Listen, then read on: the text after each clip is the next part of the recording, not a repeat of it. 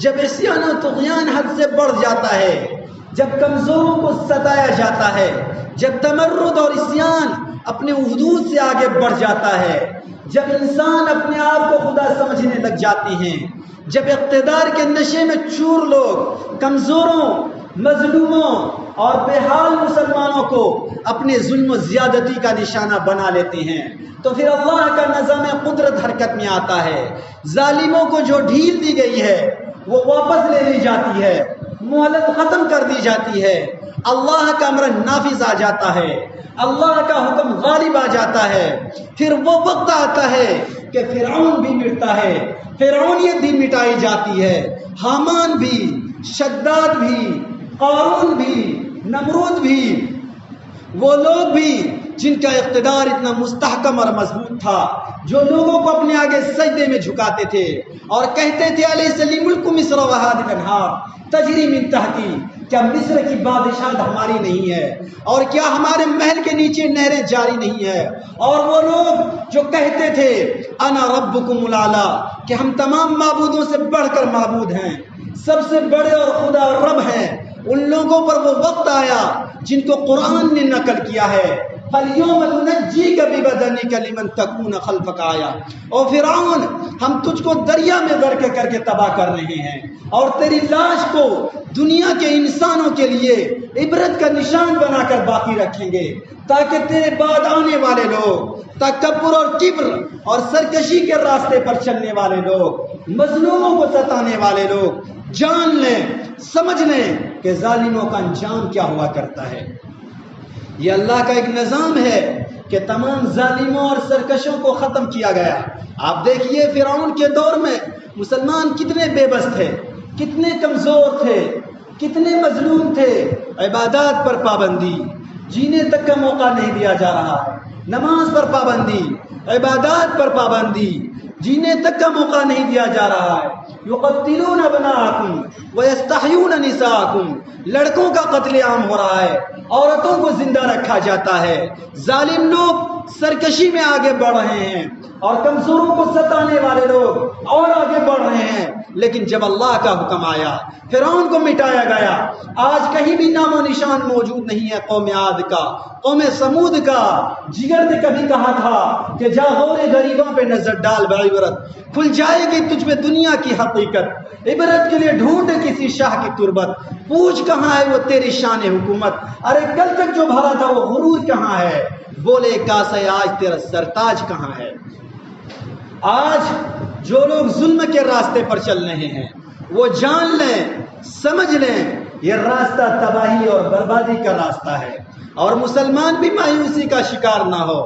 ہمت نہ ہاریں، حوصلہ نہ ہاریں۔ اس امت پر اس سے زیادہ مشکل ترین حالات آئے، اس ملت پر اس سے زیادہ سنگین اور دشوار گزار مصائب آئے ہیں، لیکن ایمان والے اپنی جگہ مستحکم اور مضبوط رہے۔ جب بدلیاں چھٹی تو پھر سے اللہ نے اہل ایمان کو غلبہ عطا کیا۔ آپ کو یاد کر لینا چاہیے کہ روس پر ایک وقت ایسا آیا جب وہاں کے یونسٹوں کی حکومت آ گئی، لاطین لوگ آ گئے، کمیونسٹ پھیلا دیا گیا، عبادات پر پابندی لگا دی گئی، مساجد ڈھا دی گئی، علماء کو شہید کر دیا گیا، حفاظ کرام کا قتل عام کیا گیا، اور ایسا تاریکی کا دور تھا۔ باہر کے لوگوں نے، روس کی آبادی سے باہر پوری دنیا نے یہ سمجھا ایک بھی مسلمان وہاں باقی نہیں بچا ہوگا۔ بیوی کو شوہر پر جاسوس بنایا گیا، شوہر کو بیوی پر جاسوس بنایا گیا، ایک کلمہ، ایک جملہ بھی اگر عربی کا کسی کی زبان سے نکل گیا اس کو قتل کر دیا گیا، اس کی گردن مار دی گئی، مدارس تاخت و تاراج کر دیے گئے، مکاتب پر آگ لگا دی گئی، مکاتب کو آگ لگا دی گئی، دین کی تعلیم کا ایک بھی مرکز باقی نہیں رہا۔ اور یہ ظلم 1-2 سال تک نہیں، 10-20 سال تک نہیں، 70 سال تک اقتدار قائم رہا۔ ظالم ظلم کرتے رہے اور ایمان والوں کے اوپر ظلم کے پہاڑ توڑے جاتے رہے۔ جب 70 سال کے بعد وہ اقتدار ختم ہوا، اللہ کا حکم نافذ ہوا، اقتدار تبدیل کیا گیا اور عروج پر بیٹھے ہوئے انسانوں کو زوال سے دوچار کر دیا گیا۔ وہاں کے مسلمان نکلے، دنیا کے مختلف خطوں میں گئے جہاں کے بارے میں یہ تصور تھا کہ وہاں ایک بھی مسلمان باقی نہیں بچا ہوگا، شاید وہاں کوئی کلمہ جاننے والا بھی نہیں ہوگا، شاید وہاں کوئی ثنا پڑھنے والا بھی نہیں ہوگا، شاید وہاں کوئی اتحیات یاد رکھنے والا بھی نہیں ہوگا، شاید وہاں کوئی نماز کا پورا طریقہ جاننے والا بھی نہیں ہوگا۔ اس علاقے کے مسلمانوں میں بہترین علماء،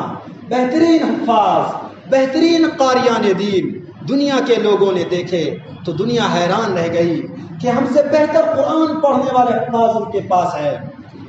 ہم سے بہتر مسائل کا علم رکھنے والے علماء ان کے پاس ہے، ہم سے بہتر مسائل کی باریکیوں کو سمجھنے والے جاننے والے فقیہ اور مفتی ان کے پاس ہے۔ پوچھا گیا کہ 70 سال تک مدارس پر، مساجد پر پابندی رہی، قرآن کا ایک بھی نسخہ باقی نہیں رکھا گیا، کیسے آپ لوگ باقی رہے دین پر؟ کیسے آپ نے اپنے بچوں کو دین پر باقی رکھا؟ کیسے آپ نے حافظ قرآن تیار کیے؟ کیسے آپ نے عالم دین تیار کیے؟ تو ان لوگوں نے یہ بات کہی تھی کہ ہم اپنے بچوں کو دین پر قائم رکھنے کے لیے، حافظ قرآن بنانے کے لیے، عالم دین بنانے کے لیے اپنے گھر کے اندر چھوٹی سی کوٹری بناتے تھے اور 2 دیواروں کے درمیان فاصلہ رکھتے تھے اور باہر کی طرف شراب کی بوتلیں لگا دیتے تھے، ننگی اور اڑیاں تصویریں لگا دیتے تھے۔ فوجی آتے تھے،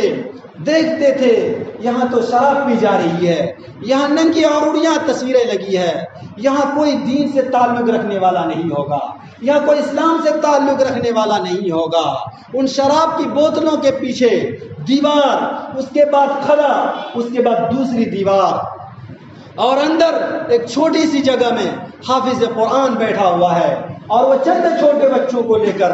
دین کی تعلیم دے رہا ہے۔ یہ سن کر ہمارے ملک کے علماء حیران و شزدر رہ گئے کہ ہم نے یہ طریقہ اختیار کیا تعلیم کا کہ تہجد کے وقت رات کے 3 بجے 4 بجے ہم ایک فرضی جنازہ بنا کر قبرستان نکلتے تھے اور قبرستان جاتے تھے، وہاں قبر کے اندر ہم اپنے چھوٹے چھوٹے بچوں کو اتار دیتے تھے، عالم دین یا حافظ قرآن کو اتار دیتے تھے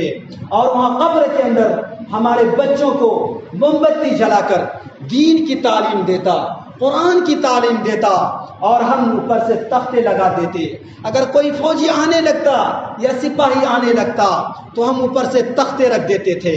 اور مٹی اوپر سے بھر بھر کر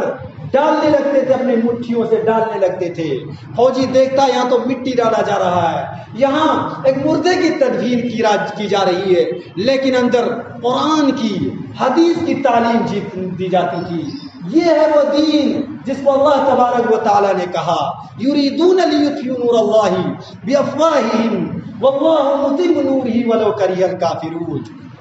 یہ لوگ یہ چاہتے ہیں، یہ کافر، یہ مشرک چاہتے ہیں کہ چراغ ایمانی کو گل کر دیں، اللہ کے نور کو بجھا دیں، لیکن سن لو